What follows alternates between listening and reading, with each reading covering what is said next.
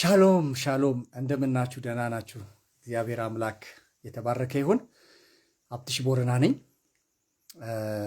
ሀብትሽ ቦረና ያው የቲክቶክ ብቻ ሳይሆን የዩቲዩብም ቻናል ስላለኝ ያንንም ሰብስክራይብ እንድታደርጉ ማሳሰብ ፈልጋለሁኝ። ዛሬ ደግሞ የመጣሁበት ርዕስ የፍሬያማ ቤተክርስቲያን መመዘኛዎችን ነው። ቤተክርስቲያን ሁሉ ቤተክርስቲያን ተብሎ አይጠራም። በብሔር ያቋቋምካት፣ በችርስ በጓደኞች ህብረትና ምክር ያቋቋምካት፣ ገንዘብ ስላለህ ያቋቋምካት፣ በቤተሰብ በፒኤልሲ ያቋቋምካት እሷን መጽሐፍ ቅዱስ ቤተክርስቲያን ብሎ አይጠራትም። ዛሬ በርካታ ከሃይማኖት ተቋማት ላይሰንስ እየወሰዱ ቤተክርስቲያን ሳይሆኑ የንግድ ድርጅቶች ምድሪቷን እንዳጣበቧት ይታወቃል። ስለዚህ ዛሬ ለወቀሳም እንዲያመች እንደገና ደግሞ ለመለየትም እንዲያመች እንደነገርኳችሁ ቤተክርስቲያን ተብሎ ታፔላ የተለጠፈበት ቤተክርስቲያን ተብሎ ማስታወቂያ የተሰራበት ቦታ ሁሉ ሄዳችሁ ዘው እንዳትሉ ማስጠንቀቂያም ይሆናል፣ መለያ መንገድም ይሆናል። ግልጽ ነው አይደለ? አንድ ሰው ምን ብለዋል አሉ እና እስቲ ህዝባችንን ተመልከት፣ ከአፍ እስከ ገደፉ ሞልቷል ህዝቡ ተብለው መጥተው ተጋብዘው ሲያዩ ምን አሉ አሉ? ይሄ ውፍረት ነው ወይንስ እብጠት ነው አሉ። አንዳንድ የእጢ በሽታ ያለባቸው ሰዎች የወፈሩ ይመስላሉ፣ ግን ውፍረት ሳይሆን እጢ ነው። አንዳንድ ቤተክርስቲያናትም እንደዛ ናቸው። ውፍረት ሳይሆን እብጠት ነው ያለባቸው። ከአፍ እስከ ገደፉ እንደየ አዳራሹ አቅም ሞልቶ ተርፎ ሊሆን ይችላል። ነገር ግን በደንብ በእግዚአብሔር ቃልና በእግዚአብሔር መንፈስ በደንብ መዝኖ ላየው ያ ውፍረት ሳይሆን እብጠት ሊሆን ስለሚችል ሳናረጋግጥ ሳንለይ ለማመስገን እንዳንቸኩልም ጭምር ስለሚረዳን ነው የቤተ ክርስቲያን መመዘኛ ትምህርት። የእግዚአብሔር ቃል ይህንን ክፍል ሲናገር የሐዋርያት ሥራን ትንሽ እናይና ከሱ ነው መመዘኛዎችን የምንወስደው። እንደነገርኳችሁ ሚሊየንስ ብር በአካውንቷ ቢቀመጥ በሺዎች የሚቆጠሩም ሰዎች በአዳራሿ ቢሞሉ ምርጥ ምርጥ የሚባሉ ወንበሮችና ሳውንድ ሲስተሞች የተሰካኩላትን ብትሆን በእግዚአብሔር ቃል መሰረት ያቺ ቤተክርስቲያን ፍሬያማ ናት ወይንስ አይደለችም የሚለውን መለየት ያስፈልጋል። ዛሬ ህንፃ ሆኗል የፍሬያማ ቤተክርስቲያን መመዘኛ። ህንፃ ያስፈልጋል ወይ? አዎ በደንብ። በተለይ እንደኔ አይነቱ መከራውን ሲያይ የነበረ በዋሮ ውስጥ በአግዳሚ ወንበር መከራውን እያየ ያደገ ሰው ቆንጆ ወንበር ያለው፣ ቆንጆ ኮርኒስ፣ ቆንጆ ጣሪያ ያለው፣ ኤሲ ያለው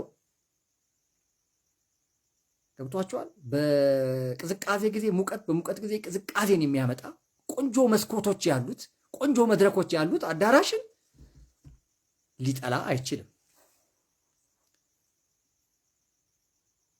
በድምፃችን ዋጋ እየከፈልን ያገለገልን ሰዎች ቆንጆ ሳውንድ ሲስተሞች መምጣታቸውን፣ ቆንጆ የመዘምራን ኪቦርዶች መምጣታቸውን የሚጠላ ሰው መቼም ይሄ አይን ያወጣ ቅናት ወይም ምቀኝነት ነው ብዬ ነው የምወስደው።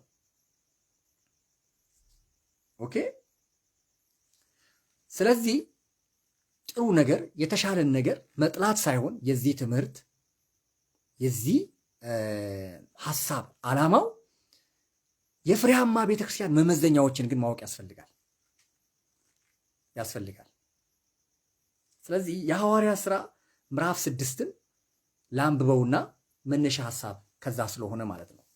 በዚህም ወራት ደቀ መዛሙርት እየበዙ ሲሄዱ ከግሪክ አገር መጥተው የነበሩት አይሁድ በይሁዳ ኖረው በነበሩት አይሁድ አንጎራጎሩባቸው።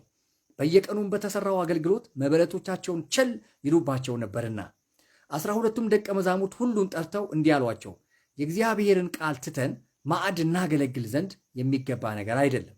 ወንድሞች ሆይ በመልካም ሥራ የተመሰከረላቸው መንፈስ ቅዱስና ጥበብ የሚሞላባቸውን 7 ሰዎች ከእናንተ ምረጡ፣ ለዚህም ጉዳይ እንሾማቸዋለን። እኛ ግን ለጸሎትና ቃሉን ለማገልገል እንተጋለን። ይህም ቃል ሕዝቡን ሁሉ ደስ አሰኛቸው። እምነትና መንፈስ ቅዱስም የሞላበትን ሰው እስጢፋኖስ፣ ፊልጶስ እያሉ 7ቱን ዲያቆናት መረጡ። በሐዋርያትም ፊት አቆሟቸው። ከጸለዩም በኋላ እጃቸውን ጫኑባቸው። የእግዚአብሔርም ቃል እየሰፋ ሄደ። በኢየሩሳሌም የደቀ መዛሙርት ቁጥር እጅግ እየበዛ ሄደ። ከካህናቱም ብዙ ሰዎች ለሃይማኖት የታዘዙ ሆኑ። እስጢፋኖስም ጸጋንና ኃይልን ተሞልቶ በሕዝቡ መካከል ድንቅና ታላቅ ምልክትን ያደርግ ነበር። የነፃ አውጪዎች ከተባለችው ምኩራብና ከቀሬና ከእስክንድሪያም ሰዎች ከቅልቅያና ከሲያም ከነበሩት አንዳንዶች ተነስተው እስጢፋኖስን ይከራከሩት ነበር። ይናገርበትም የነበረው ጥበብና መንፈስ ይቃወሙ ዘንድ አልቻሉም ይላል።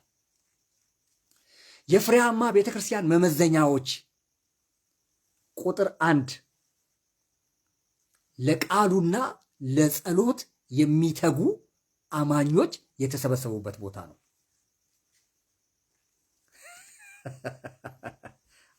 ሃሌሉያ አትሉም እንዴ? የፍሬያማ ቤተክርስቲያን መመዘኛ ቁጥር 1 ህንፃ አይደለም። ቁጥር 1 ሳውንድ ሲስተም አይደለም። ቁጥር 1 በባንክ አካውንት የተቀመጡ ሚሊየንስ ብሮች አይደሉም። ከአዳራሹ መድረክ እስከ መውጫ በር ድረስ በህዝብ የተጥለቀለቀና የተጨነቀ አዳራሽ ማየት አይደለም። የፍሬያማ ቤተክርስቲያን መመዘኛ ቁጥር 1 ለቃሉና ለጸሎት የሚተጉ አማኞች የተሰበሰቡበት ስፍራ ነው። በእንደነዚህ አይነት ምዕመናን፣ በእንደነዚህ አይነት አገልጋዮች የተባረከች ቤተክርስቲያን እሷ ፍሬያማ ቤተክርስቲያን ትባላለች። ጉዳችሁ ፈላ። ዛሬ ገንዘብ የምታሳድዱ ባለራዕይና መስራቾች፣ ገንዘብ የምታሳድዱ፣ አስራት የምትሰብኩ፣ የእናንተ የደሞዝ ጭማሪ እንቅልፍ የሚነሳችሁ ፓስተሮች፣ ሽማግሌዎች፣ ቤቱ የእግዚአብሔር ቤት ነው እወቁ። የምናገረው ደግሞ የእግዚአብሔርን ቃል ነው። ትዕቢተኛ አገልጋዮች አሉ። ትዕቢተኛ አገልጋዮች፣ የሚገርማችሁ ነገር ህሊናቸው የደነዘዘ የእግዚአብሔር ቃል የማይወቅሳቸው፣ የእግዚአብሔር መንፈስ የማይወቅሳቸው፣ ምንም አይነት ስሜት የሌላቸው ግን በሆነ አጋጣሚ ወደ መሪነት የመጡ አገልጋዮች አሉ። ለነሱ ከባድ ሊሆን ይችላል፣ ግን የእግዚአብሔር ቃል ነው። የእግዚአብሔር ቃል እኮ ለጣሪያና ለግድግዳ አይደለም የሚሰበከው፣ ለወንበርና ለሳውንድ ሲስተም አይደለም የሚሰበከው፣ ለሰዎች ነው የሚሰበከው። እግዚአብሔር ቃል በሚሰበክበት ቦታ ደግሞ ታውቃላችሁ፣ አጥንትን ጅማትን እስኪ ላይ ድረስ ይወጋል ነው የሚለው። ይዳስሳል አይደለም የሚለው። አጥንትን ጅማትን ኩላሊትን ይዳስሳል፣ ማሳጅ ያረጋሃል፣ ወርማፕ ያረጋሃል አይደለም የሚለው፣ ይወጋሃል። የሚወጋ ነገር ደግሞ ስሜትን ይነካል አይደል እንዴ? ያስጮሃል አይደል? አንዳንድ ጊዜ የጭቃ ውስጥ ሾክ የሚባላል አይደል? ያልጠረጠርከው ያልጠበከው እኮ ነው ሲያደርግ ያዘልልሃል፣ ያስጮሃል። በደንብ ስሙኝ። የፍሬያማ ቤተ ክርስቲያን ስማ፣ ወንጌል፣ ቃለ ሕይወት፣ አማኑኤል ምናምን የድሮ ያሁን እንገር ከእግዚአብሔር ቃል ውጪ ምንም መመዘኛ የላችሁም። ባይዘወይ ቤተ ክርስቲያን መንፈሳዊ ተቋም ስለሆነች ኦርጋናይዜሽናል ስትራክቸር አላት። አዎ እኔ ስለ ኦርጋናይዜሽናል ስትራክቸሩ አይደለም እያወራሁ ያለሁት፣ ስለ ኦርጋኒዝም፣ ስለ መንፈሳዊ ህይወቷ፣ ስለ መንፈሳዊ ማንነቷ ነው ማውራው። መንፈሳዊ ማንነቷ፣ እንቅስቃሴዋ፣ መውጣት መግባቷ፣ መልኳ፣ ድካሟ፣ ጥንካሬዋ በሙሉ የሚለካው ወዳጆቼ በእግዚአብሔር ቃልና በእግዚአብሔር ቃል ብቻ ነው። በትንቢት አትለካም፣ በመገለጥ አትለካም፣ በልሳኖች አትለካም፣ በዝማሬ በሽብሸባ አትለካም። የእግዚአብሔር ቤተ ክርስቲያን በእግዚአብሔር ቃል ብቻ ትመዘናለች። ከዛ ውጭ ያለችዋ እሷ ቤተ ክርስቲያን አይደለችም። የሃይማኖት ተቋም ልትሆን ትችላለች። ዛሬ ብዙ የሃይማኖት ተቋማት አሉ፣ ቤተ ክርስቲያን ግን ያልሆኑ። ይህንን ያዙልኝ። የሃይማኖት ተቋም ሁሉ አባቴ ቤተ ክርስቲያን የሚል ስያሜ ቢኖራቸው ህልውናቸው፣ ማንነታቸው፣ መገለጣቸው ግን ቤተ ክርስቲያን አይደሉም። ለዚህ ነው ያልኩ ቤተ ክርስቲያን ተብሎ ታፔላ የተሰራበት ቦታ በሙሉ ስም የተለጠፈላቸው ቦታዎች በሙሉ ቤተ ክርስቲያን ነው ብለህ ሰተት ብለህ አትግባ ምልህ ለዚህ ነው። ስለዚህ ምንድን ነው እያልኩ ያለሁት? ቤተ ክርስቲያን ከሆነች የክርስቶስ ተቋም ከሆነች ክርስቶስ በደሙ የመሰረታት ከሆነች ቤተ ክርስቲያኔን ብሎ ኢየሱስ ክርስቶስ እውቅና የሰጣት ከሆነች አንዱ የመባረኪያዋ፣ የስኬቷ፣ የፍሬያማነቷ መገለጫዋ በእግዚአብሔር ቃልና በጸሎት የሚያምኑ የሚተጉ ስራቸውን የሚሰሩ አገልግሎታቸውን የሚያገለግሉ ምዕመናንና አገልጋዮች ያሉባት ሆና ስትገኝ ብቻ ነው። ቼክ አድርጉ ፓስተሮች፣ የነባር ቸርቾችን ነው እያልኩ ያለሁት። አብያተ ክርስቲያናት ቼክ ራሳችንን ባልመረመርን ባልተፈረደብንም ነበር ይላል አይደለ? ስለ ጌታ እራት ራሳችንን ባልመረመርን ባልተፈረደብን ነበር ይላል። ቼክ ዩርሰልፍ፣ ራሳችሁን እዩ። በእናንተ የቤተ ክርስቲያን ተቋም ውስጥ በእናንተ ህብረት ውስጥ ምን አይነት ምዕመናት አገልጋዮች ናቸው መድረኩን የሚያጣብቡ? የመድረክ ላይ አንበሶች። ላሳፍራችሁ ነው ይህንን የምናገረው። በደንብ ላሳፍራችሁ ነው ይህንን የምናገረው። በአመፅ በትዕቢት አትቀጥሉ። የትኛውም የቤተ ክርስቲያን አገልጋዮች የሰማችሁት ቃል ስለሆነ የሚፈርድባችሁ። ስለዚህ ቤተ ክርስቲያናት በተለይ በ2018 እቅድም በቃ እንደ ፕሮጀክትም አድርጋ መያዝ ያለባት በእግዚአብሔር ቃልና በጸሎት የሚተጉ ምዕመናንንና አገልጋዮችን ማፍራት አለብኝ ብላ ነው። ይሄ ነው የፍሬያማ ቤተክርስቲያን መመዘኛ። አንድ ቤተክርስቲያን አድጋለች አላደገችም፣ ተለውጣለች አልተለወጠችም፣ የጌታ ናት የጌታ አይደለችም ብለህ ሌላ ዝባዝንኬ ነገር አታስቀምጥ። መመዘኛ አድርገህ ትርኪ ምርኪ ነገር ሰብስባ አታምጣ። እንደነገርኩ ይሄንን መመዘኛ አስቀምጥ። ምዕመናን፣ በዚህ ነው አገልጋዮችና ቤተክርስቲያንም መመዘን ያለባችሁ። በየትኛው? ለቃሉና ለጸሎቱ የሚተጉ ልቡ ያላቸው፣ ጸጋው ያላቸው፣ መሻት ፍላጎት ያላቸው፣ ትጋት ያላቸው አገልጋዮች አሉን ወይ ብለን ነው መጠየቅ ያለብን። አሉን ወይ? ለቃሉና ለጸሎቱ መድረክ ላይ ወጥቶ ለመጨፈር አይደለም፣ ማይክ ይዘን ለመደነስ አይደለም። ዛሬ እንደዛ ነው። አብዛኛ ቦታ ተንቀሳቅሰን እንዳየ ነው እንደዛ ናቸው። እኔ እንዴት ደስ ይለኛል መሰላችሁ? የሚጾሙ የሚጸልዩ፣ የእግዚአብሔርን ቃል የሚያጠኑ፣ ጎዳና ላይ ወጥተው ወንጌል የሚመሰክሩ፣ ህይወታቸውን በቅድስና የሚጠብቁ ምዕመናንን ሳይ ነፍስ እስከማይቀርልኝ ድረስ የእግዚአብሔር አገልጋዮችና የእግዚአብሔር ሰዎችም ደግሞ ይሄ ነው ደስታቸው። ልጆቼ በእውነት ሲሄዱ ከማየት የሚበልጥ ምን ደስታ አለኝ አለ አይደል ዮሐንስ በመልእክቱ ላይ። ሐዋርያ ዮሐንስ እንደዛ እኮ ነው ያለው አይደል? ካልተሳሳትኩኝ ሶስተኛ መልእክት የዮሐንስ ቁጥር 1 አካባቢ ካልተሳሳትኩኝ፣ ግን ዮሐንስ ነው የተናገረው። ልጆቼ በእውነት ሲሄዱ ከማየት፣ በስልጣን ሲሄዱ አይደለም፣ በቪኤት ሲሄዱ አይደለም፣ በቦይንግ ሲሄዱ አይደለም፣ በምናምን ሲሄዱ አይደለም። የእግዚአብሔር ሰዎች የልባቸው ደስታ ስለ ህዝባቸው ሲያስቡ፣ ስለሚያገለግሉት ህዝብ፣ ስለ ምዕመኖች፣ ስለ እግዚአብሔር ህዝብ እና ቤተክርስቲያን ሲያስቡ ደስታቸው ወርቅ በወርቅ ላይ የሚሄዱ በቪኤት የሚሄዱ በመርከብ የሚሄዱ በቦይንግ የሚሄዱ እነሱ ማየት አይደለም። አንድም ቦታ ሐዋርያቶች ይህንን ሰብከው አስተምሮ አያውቁ።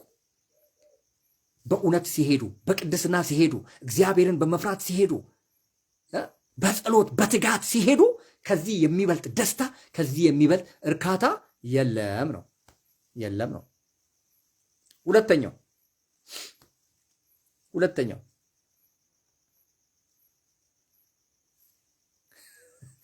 የፍሬያማ ቤተክርስቲያን መመዘኛዎች። ሁለተኛው እናንተ የፈለጋችሁትን ማስቀመጥ ትችላላችሁ። ሁለተኛው ምንድነው የሚለው? አንደኛው ለቃሉና ለጸሎቱ መትጋት፣ ሁለተኛው ደግሞ የጸጋ ስጦታ ፈንክሽን የሚያደርግባት የጸጋ ስጦታ የኦፕሬት የሚያደርግባት የሚሰራባት ቤተክርስቲያን ናት። የፍሬያማ ቤተክርስቲያን ሌላኛው መመዘኛ ገንዘብ የሚሰራባት አይደለችም። ዘረኝነት የሚሰራባት አይደለችም። ጠባብ ብሔርተኝነት የሚሰራባት አይደለችም።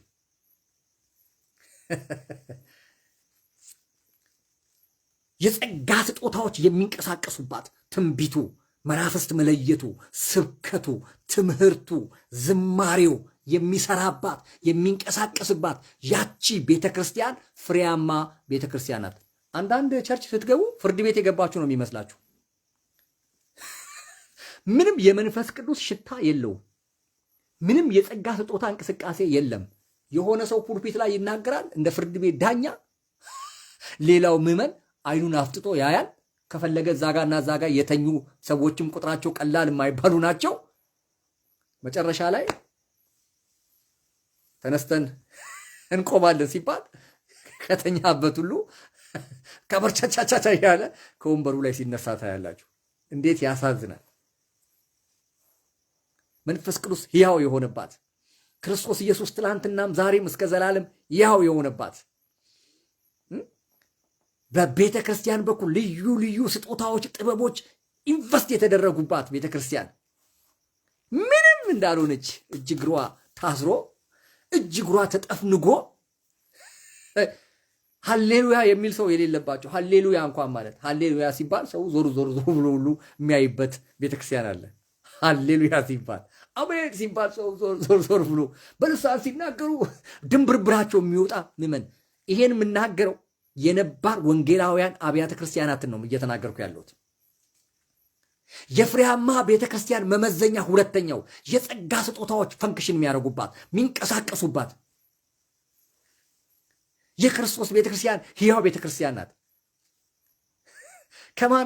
ከየትኛዎቹ ቤተክርስቲያን ጋር አወዳድራችኋት ነው? ሃሌሉያ የማይባልባቸው አሜን የማይባሉባቸው ልሳኑ ትንቢቱ የሌለበት አጋንንት ጮሆ የማይወጣበት በሽተኞች የማይፈወሱበት አሉ እኮ። የቤተ ክርስቲያን ስያሜ ያላቸው ተቋማት እኮ አሉ።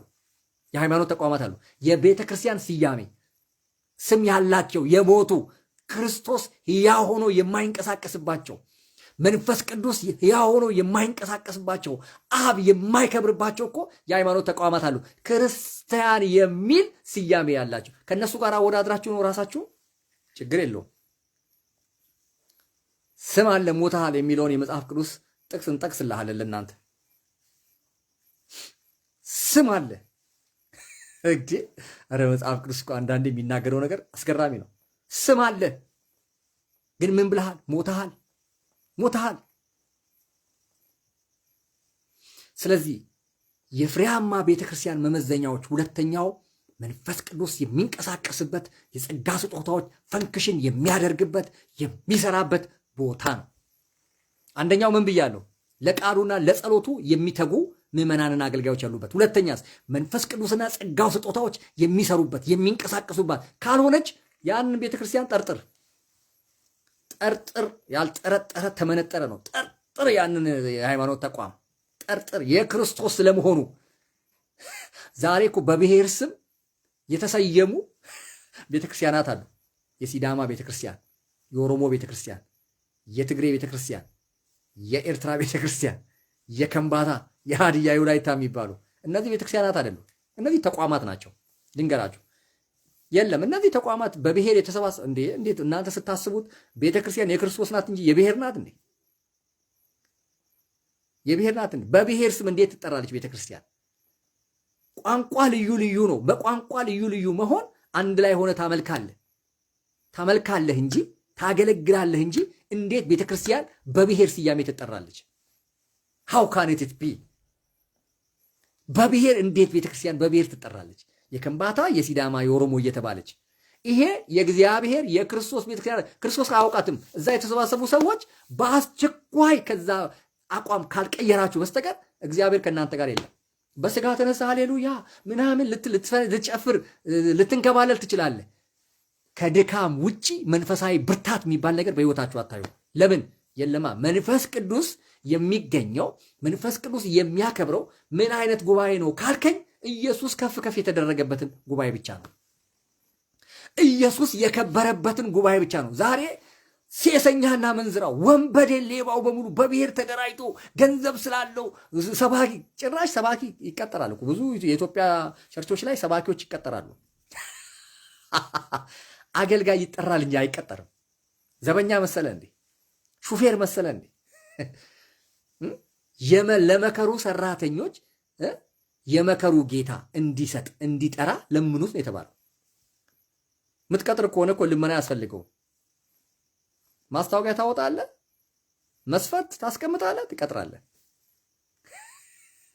እሱን ለዘበኞች፣ ለጽዳት ሰራተኞች፣ ለውስጥ አስተዳደር ሰራተኞች ምናምን ለሹፌር ነው እንጂ ለወንጌል አገልጋይ ዛሬ የሁላችሁ የኢትዮጵያ ቤተክርስቲያን ብትንትኗ ድካም በድካም ጦርነት በጦርነት ውስጥ ለምን ገባች ካልከኝ የተጠሩ ሳይሆኑ የተቀጠሩ ሰዎችን አምጥተ ሾመ ስላስቀመጥክ ነው። እግዚአብሔር ደግሞ እጄ የለበትም ነው። እጄ የለበትም። አንቺው ታመጪው አንቺ ታሮጪው ነው። አረ ጌታው ሰውዬ በጠበጠ፣ አረቺ ሴትዮ በጠበጠ ሲል እዛው በገባህበት ውጣ። ስለዚህ ይላችኋል የሆነ ጫወታ ነበር ድሮ የምንጫወተው። ቤት ልውጣ ሲባል በገባህበት ቤት ልውጣ በገባህበት፣ ቤት ልውጣ በገባሽበት። የኢትዮጵያ ቤተክርስቲያን ዛሬ ቤት ልውጣ ህዝቡን ስቃይ ሲያሳዩት አንዳንድ ሴኩላሮች ሲተላለፉ 3 ቀን ጾም ጸሎት፣ 5 ቀን ጾም ጸሎት። አባቴ እሱ የምግብ አድማ ነው እንጂ የጾም ጸሎት ዓላማው እሱ አይደለም። ወደፊት አስተምራችኋል። መጽሐፍ ቅዱሳዊ ጾም ጸሎት አዲስ ኪዳናዊ ነው ማውራ። ትምክተኞች አሉ 21 ቀን ጾም ጸሎት፣ 41 ቀን። እነዚህ ግብዞች ናቸው። በደንብ አድርሱልኝ። ይህን ኮፒ ሊንክ ሼር እያደረጋችሁ ሼር በዚህ ላይ ኮፒ ሊንክ የለም ሼር እያደረጋችሁ ግብዞች 7 ቀን 12 ቀን የምግብ አድማ ነው የረሃብ አድማ ነው ያደረጋችሁት። ምናልባት እሱ ለአንዳንድ ለጤንነት ሊጠቅማችሁ ይችላል። ምግብ ባለመብላታችሁ ስብ በመቀነሱ ጉዳይ ፋት ከእናንተ ህይወት ውስጥ በመቅለጡ ልትጠቀሙ ትችሉ ይሆናል። ከዛ ውጭ ግን እናንተ በሄዳችሁበት መንገድ መጽሐፍ ቅዱስ ጾም ጸሎት ነው ብሎ አያከብርላችሁም። እሱን እመጣበታለሁ። መጽሐፍ ቅዱሳዊ በተለይ አዲስ ኪዳናዊ ጾም ጸሎት ማለት ምን ማለት ነው የሚለውን ሼር አድርጉኝ። ይህ ሀብትሽ ደነቀ ፓስተር የሚለውን እስካስተካከለው ድረስ ግን እናንተ ፎሎ አድርጉ። ስያሜው ይስተካከላል። ያኔ ፓስተር እያለው የወጣ የፌስቡክ ፔጅ ነው። አሁን ፓስተር አይደለሁም እኔ። አሁን ፓስተር አይደለሁም። በፓስተርነት አይደለም ማገለግለው። በዚህ አጋጣሚ ግን በዛን ጊዜ የወጣ ስለሆነ ስሙን መቀየር አልቻልኩኝም። ለምን እምቢ እንዳለኝ አላቅም። ስለዚህ በዚህ የምታኮርፉ ሰዎች ካላችሁ አታኮርፉ። ሳገለግል ስለነበረ ማለት ነው። በስነ ስርዓት ኦርዴን ተደርጌ ሳገለግል ስለነበረ በመጋቢነት ቅር እንዳይላችሁ። አሁን ግን ፓስተር አይደለሁ። ፓስተር ስላልሆንኩኝ እንትኑን አነሰዋለሁ፣ ታይትሉን አነሰዋለሁ። ግን ፎሎ ማድረግ ሲመጣላችሁ ፎሎ አድርጉት፣ ለሌሎችም ሼር አድርጉልኝ። የኢትዮጵያ ቤተክርስቲያን ህመም ላይ ናት፣ ስቃይ ላይ ናት። ሾሚያቸው ምናምን እግዚአብሔር አያገባውም፣ እዛ ውስጥ አይመለከተውም። እዛ ውስጥ እግዚአብሔር በሚያገባውና በሚመለከተው ጉዳይ ላይ ግን ኃላፊነት ትወስዳላችሁ። ሂሳባችሁን ታወራርዳላችሁ። ማን ሹምልኝ እንዳለ፣ ማን አስነሳልኝ እንዳለ፣ ማን እንደዚህና እንደዛ አድርግልኝ እንዳለ እሱን መልስ ትሰጣለህ። አሁን ግን የዘራኸውን ማጨት ስላለብህ እዛው ትወጣዋለህ። እኔ ግን እያልኩ ያለሁት ምንድን ነው? የፍሬያማ ቤተ ክርስቲያን መመዘኛዎች ሁለተኛው ምንድን ነው እያልኩ ያለሁት? መንፈስ ቅዱስና ጸጋው ስጦታ የሚሰራበት ጸጋ ስጦታዎች ፈንክሽን የሚያደርጉበት የሚንቀሳቀሱበት ቦታ ያቺ ቤተ ክርስቲያን ወዳጆቼ ፍሬያማ ቤተ ክርስቲያን ስለሆነች እዛ ቤተ ክርስቲያን ላይ ጆይን አድርጉ። ከዓመት ወደ ዓመት ፍሬ የሌላት፣ ከዓመት ወደ ዓመት ምንም ሞገስ የሌላት፣ ከዓመት ወደ ዓመት ምንም ፕሮግረስ እንደ እግዚአብሔር ቃል ተመዝና ማታልፍ ከሆነች አባቴ ረን ረን ረን ከዛ አካባቢ ጊዜን ዘመንን አትፍች።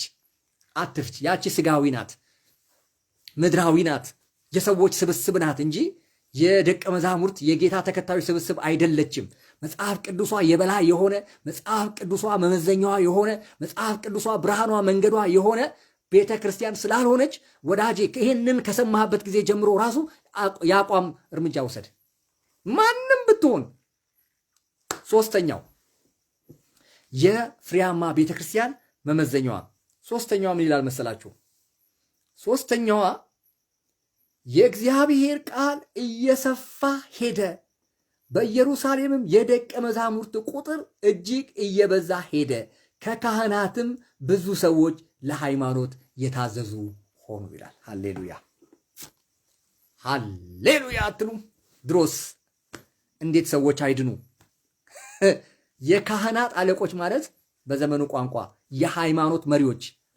ለምሳሌ እኛ ጴንጤ ከሆንን ምድረ ቄስ፣ ምድረ ቆሞስ፣ ምድረ ጳጳስ፣ ምድረ መነኩሴ፣ ምድረ ባህታዊ ገድሉን እያስቀመጠ ድርሳኑን እያስቀመጠ አዋዱን እያስቀመጠ ስዕላስሉን እያስቀመጠ ለተሰበከላቸው ለተነገራቸው የወንጌል እውነት እጃቸውን አንስተው ኢየሱስ ክርስቶስን አዳኜ ነው ብለው ጌታዬና አምላኬ ነው ብለው የሚንበረከኩበት የወንጌል ተጋድሎ ይሄን ነው የሚያሳየው። የፍሬያማ ቤተክርስቲያን ሶስተኛውና የመጨረሻው መመዘኛው ይሄ ነው። ሰዎች ይድናሉ በመዋለድ አይደለም። ዛሬ በጣም ብዙ ወንጌላውያን አብያተ ክርስቲያናት ህብረት የሚበዙት በመዋለድ ነው።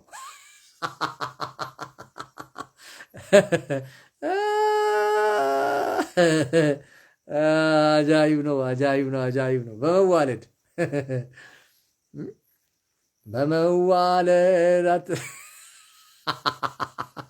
በመዋለድ ነው። ልጆቻቸውን ነው ሲያጠምቁ የምታዩት። እንደኛ ዘመን ከዓለም አይደለም። ሰዎችን ከሱሳሱስ በጣም የሚገርም እኮ ነው። ልም ካለ ከጠነከረ የሃይማኖት ጽንፈኝነት እኛ ሲያድን አይተናል ወንጌል። እኔ በወንጌል ማላፍረው ለዚህ ነው። እኔን አድኖ ይለውጦኛል። ስንቱን አስቸጋሪ ስንቱን ኃይለኛ ወንጌል እጅ ሲያሰጠው ሲያንበረክከው አይቻል። የፍሬያማ ቤተክርስቲያን ሶስተኛውና የመጨረሻው መመዘኛ በነፍሳት መዳን የተባረከች ቤተክርስቲያን። ሴቶች ይድናሉ፣ ወንዶች ይድናሉ፣ የተማረ ይድናል፣ ያልተማረ ይድናል፣ ድሃ ይድናል፣ ባለጠጋ ይድናል፣ ትልቅ ትንሹ ይድናል፣ ጨዋው ጉልበተኛው ይድናል። ክርስቶስ ለዓለም ነው የሞተው። ዓለሙን እንዲሁ ወዷል ነው የሚለው። ዓለሙን ለዓለም ሁሉ ነው የሞተው። ክርስቶስ እየመረጠ አይደለም የሞተው። ሰማኛለ። የፍሬያማ ቤተክርስቲያን በዚህ መዝኗቸው መሪዎቻችሁን። 1 ሚሊዮን ብር በአካውንታችን አለ ልበሉ አይደለም። ሂድ እሱን ከንግድ ባንክ ወይም ከዛ ከሲንቄ ባንክ መውሰድ ትችላለህ ተበድረ፣ ወይም ደግሞ ከሆነ ሀብታም ሄደ ተጠግተ ማግኘት ትችላለህ እሱን። ዛሬ ብዙ ህገወጥ የኮንትሮባንድ ስራ ህገወጥ ቢዝነስ የሚሰሩ አገልጋዮች አሉ አለ በየቸርቹ ሽማግሌዎች፣ ፓስተሮች ምናምን አሉ አለ። ከነሱ ላይም አካውንት ትራንስፈር ማድረግ ትችላለህ። እነ ጴጥሮስ እነ ዮሐንስ አላየህም እንዴ በቤተ መቅደስ በራፍ ላይ መጥተው ስለ ማርያም ስለ እንትና ስለ ሙሴ ስለ ያዕቆብ ስለ ትንታጉ ኤልያስ እያለ ሲለምናቸው እኛ የምንሰጥ ብር ወርቅ የለንም፣ we don't have money but we have የለንም፣ የምንሰጥ ብርና ወርቅ የለንም፣ ካሽ የለንም፣ ፍራንካ የለንም። ምን እያልኳችሁ ነው ያለሁት? ከወንጌል ነው። እነሱ ክብራቸውም ኑሯቸውም ያለው ከወንጌል አንጻር ነው። በወንጌል የተሰበሰበ ገንዘብ፣ በአመጽ የተሰበሰበ ገንዘብ አይደለም ኪስና ካዝናቸው ውስጥ የነበረው። ኦኬ፣ እኔ ማቀው ወንጌል ይሄ ነው። እኔ ማቀው የእግዚአብሔር መንፈስና ቃል ይሄ ነው። ከተራ ሰው ከሌማኑ እስከ ሪሊጂየስ ፐርሰኖች አያችሁ ዛጋ የተጻፈው ከካህናት አንዳንዶች እንኳን ሳይቀር እጅ ይሰጡ ጀመረ። የፍሬያማ የስኬታማ ያደገች የመነደገች ቤተክርስቲያን መመዘኛዋ በደንብ ደጋግሜ ልናገር ይሄንን በ2018 ቤተክርስቲያኖቻችሁ በዚህ በእግዚአብሔር ቃል ተመዝነው ካላለፉ ጥያቄ ምልክት እናንተ በብሔር ነው የተሰባሰባችሁት። እናንተ በሀገር ልጅነት ነው የተሰባሰባችሁት። እናንተ ለጥቅማ ጥቅም ነው የተሰባሰባችሁት። እናንተ ለጫወታና ለፌዝ ነው የተሰባሰባችሁት እንጂ የቤተ ክርስቲያን ዓላማዋም የቤተ ክርስቲያን ማንነቷም የገባችሁ አይደላችሁ። ስለዚህ እንደዚህ አይነት ቦታ ላይ በየዋህነት የገባችሁ ሰዎች ልቀቁና ውጡ። ምንም ትምክት ምናምን የሚባል ነገር አያስፈልግም። ምንም ስም ተሸክመው ገብቷቸዋል አይደለም፣ ህይወት ከሌላቸው ቦታዎች ላይ ራቁ። ይህን ስናገር በቁጣ ነው የምናገረው፣ በሐዘንም ነው የምናገረው። ዛሬ የኢትዮጵያ ወንጌላውያን አብያተ ክርስቲያናት የት ጋር እንዳላችሁ መዝኑ፣ ፈትሹ ራሳችሁ። ትምክትን ተውጣል፣ ትቢትን ጣል እባክህ። ምንም አልጠቀምም የእናንተ ትቢትና ትምክት፣ የእናንተ ጉራ፣ የእናንተ ሽንገላ ህዝቡ ለዓለማዊ ለሌቦች ለወንበዴዎች አሳልፎ መስጠት ሆነ እንጂ ቅንጣት ታክል መንፈሳዊ ነገር አላየንባችሁም። ጉራ ብቻ ወጣችሁ መድረክ ላይ ጉራ ብቻ በሆነ አጋጣሚ ግን ሲታይ ህዝቡ ቅድስና የለው፣ ህዝቡ እግዚአብሔርን መፍራት የለው፣ ህዝቡ ሰላም የለው፣ ደስታ የለው። እዚህ ጋር ዘምሮ እዛ ጋር ዓለማዊ ጓደኞቻቸው ጋር ናይት ክለብ ናቸው፣ ሱስ ሰፈር ናቸው፣ ዘረኝነት ሰፈር ናቸው። ሲልመጠመጡ ታገኛት ህዝቡን ከምን የተነሳ? የእውነተኛ ቤተክርስቲያን መገለጫ ስላልሆኑ በእግዚአብሔር ቃልና በጸሎት ኢንጆይ የሚያደርጉ እንዴት ደስ ይላል። በቃ የነሱ ኢንጆይ የሚያደርጉበት የሚረኩበት የሚደሰቱበት የሚጽናኑበት ነገር ቤት መንዳታቸው አይደለም። ታላላቅ ሎጅና መናፈሻ ሄዶ መዝናናት አይደለም። ውድ የሚባሉ ጌጣጌጦችን ለብሰው ይውልኝ ማለታቸው አይደለም። ለነሱ እርካታቸው ደስታቸው ምን ውስጥ ነው ያለው ካላችሁኝ፣ በእግዚአብሔር ቃል ዙሪያ በጸሎት ዙሪያ መገኘታቸው ነው። በእርግጠኝነቱ ነግራችሁ እኔ ቤት 10 ደቂቃ የሚጸልይ በዚህ ዘመን ካለ ጎበዝ ነው እሱ። ተናገርኩ ይሄንን በድፍረት 10 ደቂቃ በእግዚአብሔር ፊት ጉልበቱን መሬት አስነክቶ የሚጸልይ ሰው ጎበዝ ሰው ነው። ምክንያቱም የዛ ግፊትና ውጤት በህይወቱ ላይ ይታይ ነበር፣ በህይወታቸው ላይ ይታይ ነበር። ዛሬም የሚሳደቡ እነሱ፣ የሚደባደቡ እነሱ፣ ጉቦ የሚበሉ እነሱ፣ የሚሰርቁ እነሱ፣ የሚያገባ የሚፈታ እነሱ፣ የሚያመነዝሩ እነሱ፣ ሌባ ወንበዴ እነሱ፣ የቤተክርስቲያን ወንበር የሚያጣብቡ እነሱ። ከሰረቁት ላይ ይሰጠዋል፣ ለፓስተሩ ይሰጣቸዋል፣ ለቤተክርስቲያን እንትን ውስጥ ይወረውለታል ገንዘብ። ቅድም እንዳልኳችሁ ነው መስፈርቱ ገንዘብ፣ የገንዘብ ኃይል፣ የህንፃ ኃይል። እግዚአብሔር ማስተዋል ይስጣችሁ። 2018 የእግዚአብሔር ቁጣና በትር በእናንተ ላይ ሳይመጣ የእግዚአብሔር ፍርድ በእናንተ ላይ እንደ ፀሐይ ወገግታ ሳይበራባችሁ ተመለሱ እያልኳችሁ ነው። ወደ ቃሉ ዙሪያ እንዴት ደስ ይላል! የእግዚአብሔርን ቃል ቁጭ ብሎ መማር፣ መማማር፣ ማጥናት፣ ሼር መደራረግ። ዛሬ ወጣቶች በቅድስና እንዳይኖሩ፣ በጽድቅ በእውነት እንዳይኖሩ የእግዚአብሔር ቃል እጥረት ዲፊሸንሲ፣ ብዙ በሽታዎች አሉ አይደለ? በልጅነት የሚያጠቁ ዲፊሸንሲ ዲዚዝ፣ ኳሸርከር ምናምን ልጅነት ምናምን የሚባሉ ነገሮች አሉ። የሆኑ ሆዱን አሳብጦ እግሩን የሚያቀጥል፣ ጭንቅላቱን አሳብጦ አንገቱን የሚያቀጥል፣ ምንም ጉልበት ቢፈተን ምንድነው በዳገት ምናምን እንደሚባለው ምንም ይሄ ነው የሚባል የተመጣጠነ ባላንስድ ፉድ የሚባሉ አሉ። የተመጣጠኑ ምግቦች ለአንድ አማኝ የተመጣጠነ ምግብ ማለት የእግዚአብሔር ቃልና ጸሎት ነው። ልክ አዋፋት በፈለጉት ልክ ሊበሩ ሊንቀሳቀሱ የሚችሉት 2 ክንፍ እንዳላቸው ሁሉ ክርስቲያን በእግዚአብሔር ቃልና በእግዚአብሔር በጸሎት የበረታ ሲሆን ወደ የትም አቅጣጫ ሚዛኑን ጠብቆ መንቀሳቀስ ይችላል። ነጋዴ ቢሆን፣ መንግስት ሰራተኛ ቢሆን፣ ባለትዳር ቢሆን፣ ያላገባ ቢሆን፣ አውሮፓ አሜሪካ ቢኖር፣ ኢትዮጵያ ውስጥ ቢኖር፣ ቸርች ቢኖር ባይኖር በእግዚአብሔር ቃልና በጸሎት ባላንስድ የሆነ ላይፍ ካለው አስተማማኝ ነው። ይሁ ዛሬ ቸርች ውስጥ አቧራ የሚያጨሱ ምንም ታዲያ ይሄ ሙዝ ሸማች፣ ይሄ ገስት ሃውስ በሙሉ ደጅ የሚጠና የሌቦች የወንበዴዎች ምግብ የሆነው ምንድን ነው? ቃልና ጸሎት በህይወቱ ስለሌለ ነው። እንደ ሐረግ በሰዎች ላይ ተጠምጥሞና በሰዎች ላይ ተንጠልጥሎ ስኬት የሚፈልግ የሆነ ነገር ማግኘት የሚፈልግ የግል ነቢያት ያላቸው እኮ ባለስልጣናት አሉ። ታውቃላችሁ? የግል ነቢያት ሲያቃዠው ሲያባንነው ራይድ ከፍለው በፍጥነት በሩጫ የሚመጡ የባለስልጣናት ተቀጣሪዎች አሉ። የባለ ሀብቶችም ተቀጣሪዎች አሉ። የባለ ሀብቶችም የሆነ ነገር ኮሽ ባለበት ቁጥር ተደገመብኝ፣ ተመተተብኝ እያለ የግል እንትኖቻቸው ፈጥነ ድረስ ሀብት ነው በታቸኮል የሚል ድሃውም እንደዛ ሳይሰራ ሀብታም መሆን የሚፈልግ ቆሪጥ፣ የጴንጤ ቆሪጥ የሚፈልግ ሳይሰራ ሳይለፋ ሳይደክም ሀብት ማግኘት የሚፈልግ በሀብት ማማ ላይ መቀመጥ የሚፈልግ ባለቤት፣ ባለመኪና፣ ባለወርቅ፣ ባለምናምን እትዬ ጋሽዬ መባል የሚፈልጉ ኧረ ሲያምርህ ይቅር፣ ሲያምርህ ይቅር።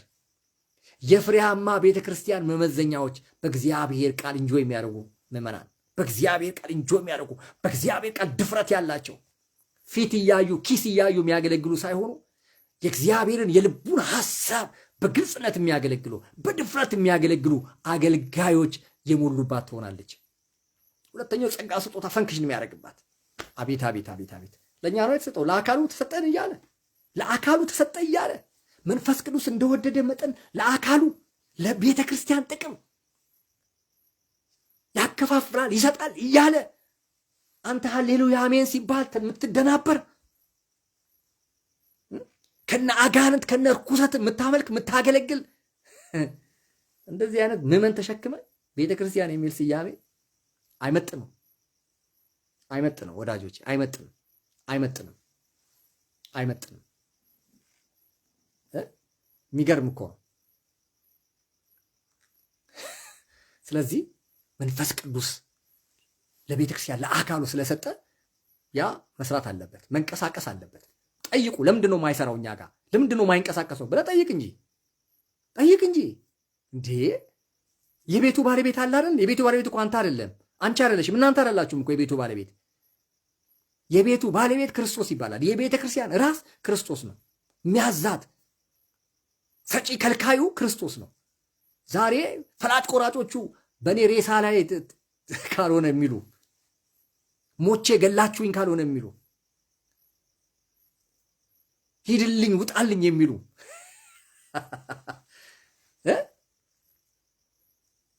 በነባር ቸርቾች ውስጥ እንዲህ አይነት ፓስተሮች ሽማግሌዎች እንዳሉ ታውቃላችሁ።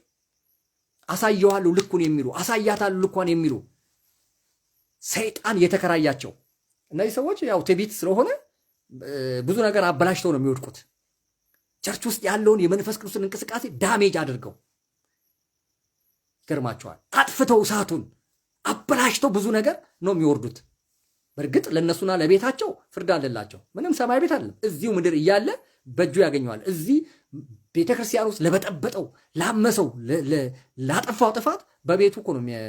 ታዲያ የት ፍርድ? እዛ እኮ ነው፣ ቤቱ ላይ፣ ሚስቱ ላይ፣ ልጆቹ ላይ። ትዕቢተኛ አገልጋዮችን እግዚአብሔር በቤቴ መካከል እንዲኖሩ አልፈቅድም ብሏል። አይደለም እንዲያገለግሉኝ በቤቴ እንዲኖሩ አልፈቅድላቸውም። ስለዚህ መንፈስ ቅዱስ ለምንድን ነው የማይሰራው? ጸጋ ስጦታዎች ለምንድን ነው ፈንክሽን የማያደርጉት? የእግዚአብሔርን ቃል በኃይል በስልጣን የሚሰብኩ ሰዎች ለምን አይነሱም? የሚወደዱ የሚከበሩ የሚፈሩ አገልጋዮች የታሉ? ዛሬ በወንጌላውያን አብያተ ክርስቲያናት የምትሞዳሞዱ አይደላችሁ እንዴ ብዙዎቻችሁ? ብልጣብልጦች አይደላችሁ እንዴ ብዙዎቻችሁ? ብልጣብልጦች ሳንቲ ደሞዝ ለማግኘት ብቻ ጥቅም ለማግኘት ብቻ እዛና እዚህ የምትሮጡ አይደላችሁም እንዴ? በኢየሱስ ክርስቶስ ስም እናንተን አገልጋዮች ብለን ለመጥራት እናፍራለን። ፓስተር ብለን አሁን በጣም ሸመቀቀኛል ፓስተር ብዬ ለመጥራት። ምንን አይቼ ነው ፓስተር ምልህ? ምን አሳይተኸኝ? ምን ሰርተ ነው ፓስተር ምልህ? ለእንጀራ ቅጥረኛ ስለሆናችሁ፣ ሙያተኛ ምንደኛ ስለሆናችሁ፣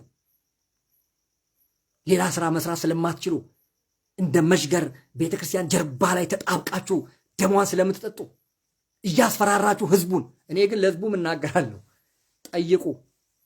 ጠይቁ። እናንተም በእግዚአብሔር ቃል ዙሪያ ተገኝታችሁ በጸሎት ማዕድ ተገኝታችሁ የቀረውን አገልጋይ ጠይቁት። ማነ ምንድነ ከየት ነህ በሉት። ተቀጥሮ ከመጣ አሰናብቱት። ሙያተኛ ምንደኛ ከሆነ አሰናብተው። አንድ ሁለተኛ የጸጋ ስጦታዎች ሊሰሩ ይገባል።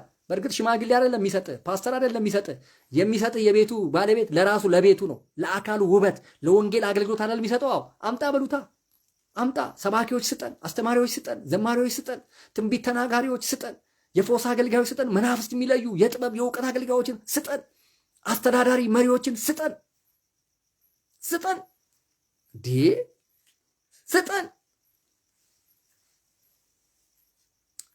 ሶስተኛው የታል ነፍሳት መዳን? በልጅ እኮ አይደለም እንጂ ልጅ በልጅ ሆነ። ይህን ስናገር በጣም እንትን የምትሉ ሰዎች እውነቱን ነው የምናገረው። እውነታው ይሄ ነው። ወንጌላችን እኮ ያድናል። ወንጌላችን እኮ ይሰራል። ዛሬም ሕያው ነው። ባለማመንዘር ስበክ፣ ባለመዋሸት ስበክ፣ ባለመስረቅ ስበክ፣ ባለመግደል ስበክ። ይመጣል። ሙስሊም ኦርቶዶክሱ ይመጣል። የእነሱ ችግር ይህ አይደለም። ስጋዊ ኃጢአት እኮ ነው። ምድራዊ ኃጢአት እኮ ነው። ይሄ እኮ ነው ዓለማዊነት አይደል ችግራቸው? አዎ ዓለማዊ ባለመሆን ስበክ፣ መስክር። ዓለማዊ ባለመሆን መስሪያ ቤት ላይ አብረህ እየሰረክ፣ መስሪያ ቤትሽ ካለ አለቃሽ ጋር አብረሽ ዝሙት እየሰራሽ፣ ገንዘብ ካለው ጋር አብረሽ ስጋሽን እየሸጥ አንቺ ነሽ እንዴ እዚህ ዘማሪ? እዛ አይሆንም። እንደሱ ወዳጆቼ፣ ልክ አይደለም። እሱ ልክ አይደለም። ጥርስን ነክሰ ስጋህን በጥርስ ይዘ ባለመስረቅ ወንጌል ስበክ፣ ባለመዋሸት ወንጌል ስበክ፣ ባለመመሳሰል ወንጌል ስበክ፣ ባለማመንዘር ወንጌል ስበኩ። ከጥላቻ ከበቀል ከቂም ጋር ባለመግደል ወንድምህነትን ስበክ። ይለይልህ። ይወቁ። ምን እነሱ ሲጠጡ ያፍራሉ እንዴ? ሲዘፍኑ አንተን ያፍራሉ እንዴ? ምናልባት ጠንቋይ ቤት፣ ደጋሚ ቤት ምናምን መስተፋቅር ቤት ሲሄዱ ሊደብቁህ ይችላሉ። ግን ሲዘፍኑ አያፍሩም እነሱ። ኦርቶዶክስ ነኝ ሲል አንገቱ ላይ ማተም አስሯል። ሙስሊም ነኝ ሲል እዚህ ጋር አለው። ረመዳን ሲጾም ታገኘዋል። አንተስ ለሃይማኖታችሁ ቅናት የላችሁም? ለእግዚአብሔር ቤት እናንተ ቅናት የላችሁ? አየህ፣ ተመሳሳይ ጨለማችሁ ተመሳሳይ ሲሆን፣ ዓለማዊነታችሁ ተመሳሳይ ሲሆን እከክልይ ነው። አትደፍርም እውነትን ለመስበክ፣ አትደፍርም ግልጹን ለመናገር። ይቀየመኛል ብለህ የሆነ ጥቅም የሆነ ነገር ሚስ አደርጋለሁ አጣለሁ ብለህ ስለምትፈራ ተመሳሳይ ህይወት ውስጥ ጨለማ ህይወት ውስጥ ነው ያለ። ውጣ ከሰበይ ዱከና ከሰበይ ተመሳሳይ ህይወት አንድ አይነት ህይወት ስለምትኖሩ ነው የምታፍሩት፣ የምትፈሯቸው ዓለማውያንን። ሌባ ናችሁ አብራችሁ፣ ሌቦች ናችሁ፣ ሙሰኞች ናችሁ አብራችሁ፣ ሴሰኛና መንዝራ ውሸታሞች ናችሁ እናንተ ለሀገርም አትሆኑም፣ ለህዝብም አትሆኑም፣ ለቤተክርስቲያንም አትሆኑም። በእውነት እናንተ ብትሞቱ ይሻላችኋል።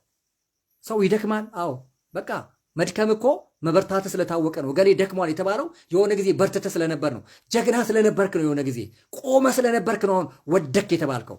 አዎ ይጸለይልሃል። የወደቀ አይነሳም ያለማን ነው ይላል መጽሐፍ ቅዱስ። የሳተ አይመለስም ያለማን ነው ይላል መጽሐፍ ቅዱስ።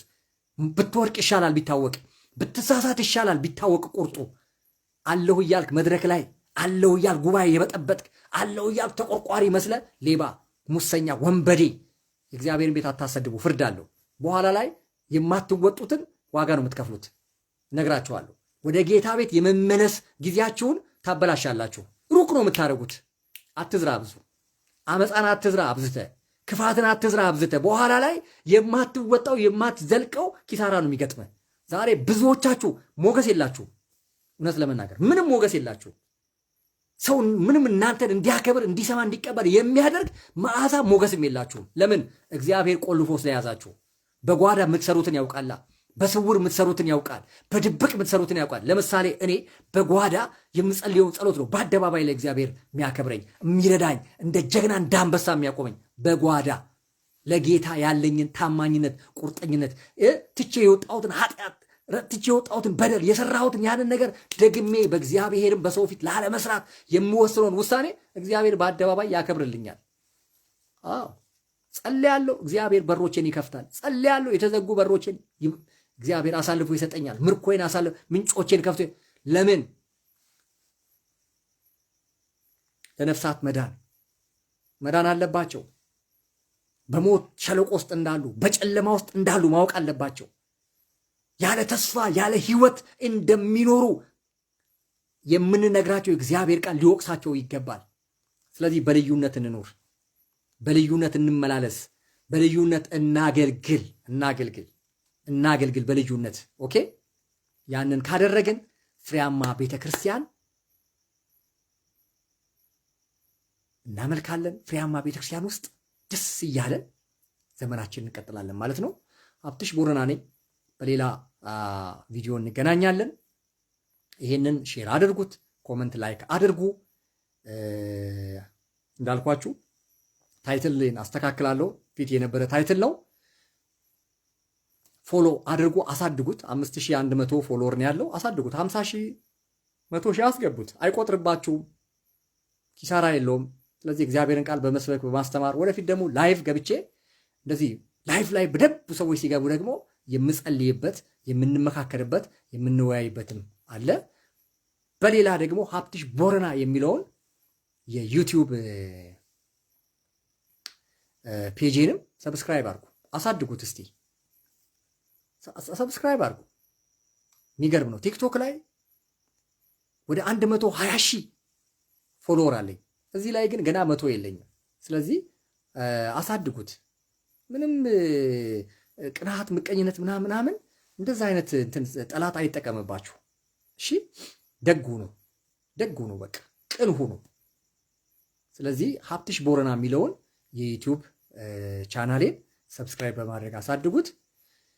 በውስጥ መስመር አግኙኝ። ቲክቶክ ላይ አለው፣ ዩቲዩብ ላይ አለው፣ ፌስቡክ ላይ አለው። በቤተክርስቲያን ላይቭም ደግሞ አምልኮና አገልግሎት ላይም አለው። በሌላ ፕሮግራም እንገናኛለን። ጌታ ኢየሱስ ይባርካችሁ። መልካም ጊዜ